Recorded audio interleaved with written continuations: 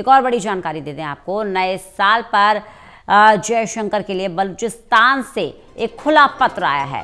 हमारे विदेश मंत्री यानी कि भारत के विदेश मंत्री एस जयशंकर, उनके लिए खुला पत्र बलूचिस्तान से। बलूचिस्तान के निर्वासित नेता मीर यार बलोच ने भारत को ये चिट्ठी लिखी है।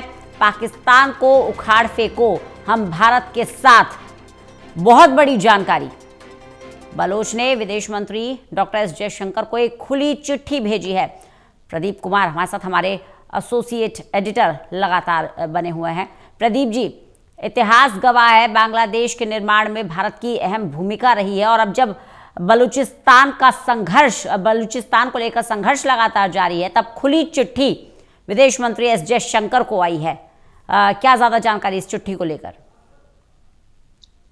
देखिए, जिस तरीके से वहां पर संघर्ष बनकर उभर रहा है, बलूचिस्तान में जो विद्रोही गुट है लगातार चुनौती देते हैं और वो पाकिस्तान की सत्ता को स्वीकार नहीं करते हैं, क्योंकि बलूचिस्तान जो लगातार ये कहता है कि उस पर जबरन कब्जा किया हुआ है और वहां पर उनको बुनियादी सुविधाओं से वंचित रखा गया है। तो अपने एक बड़े प्रांत को अनदेखी कर पाकिस्तान कहीं ना कहीं अपने ही देश में यहाँ पर नाराजगी का, विद्रोह का सामना कर रहा है। समय समय पर विद्रोही गुट बलोच नेता चुनौती देते हैं और कहीं ना कहीं एक बड़ी चुनौती पेश करते हुए वो लगातार अपने आंदोलन को आगे बढ़ा रही हैं। इस बीच जो उनके निर्वासित नेता हैं मीर यार बलोच, उनकी ओर से एक खुली चिट्ठी यहाँ पर भेजी गई है विदेश मंत्री एस जयशंकर को, और उन्होंने भारतवासियों को नए वर्ष की शुभकामना दी है। साथ ही जो चीन और पाकिस्तान का गठजोड़ है उसको लेकर आगाह किया है भारत को कि वो इस नापाक गठजोड़ को तोड़ने के लिए पहल करे, और इस खतरे के प्रति आगाह करते हुए उन्होंने कई बातें लिखी हैं। तो ये जरूर है कि ऐसे वक्त जब हम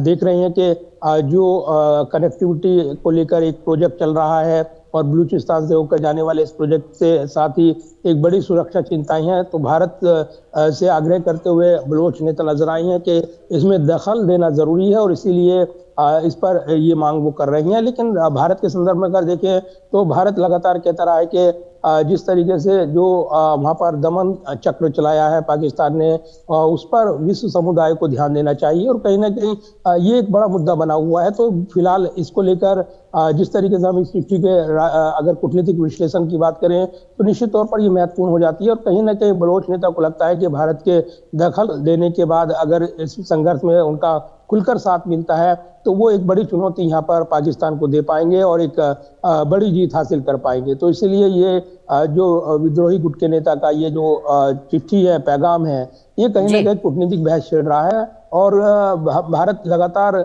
वहां पर जो दमन चक्र चल रहा है उसका विरोध करता रहा है। कहीं ना कहीं पाकिस्तान की किरकिरी अंतर्राष्ट्रीय स्तर पर भी देखने को मिली है, जब उनके घर के अंदर लगातार ये आवाजें उठती हैं और वो विद्रोह कर वहां की सरकार के खिलाफ नाराजगी जताते हैं। तो पाकिस्तान का इतिहास रहा है कि वहां पर जो सत्ता है वो सैन्यकरण हो चुका है, और एक बार फिर से वहां पर आसिम मुनीर जो पावरफुल हुए हैं, ये कहा जा रहा है कि ऑपरेशन सिंदूर में मुंह की खाने के बावजूद वो लगातार अपनी एक जो आजमाइश दिखाने की कोशिश करते हैं। लेकिन ऑपरेशन सिंदूर का जिक्र करते हुए भी बलोच नेता ने यहाँ पर पाकिस्तान की एक तरीके से उनकी हार वो जो हुई है उसको स्वीकार नहीं कर रहे हैं, ये जिक्र किया है। तो कहीं ना कहीं ये एक बड़ा पैगाम है और इसके जरिए भारत से वो दखल देने की गुजारिश करते नजर आ रही है।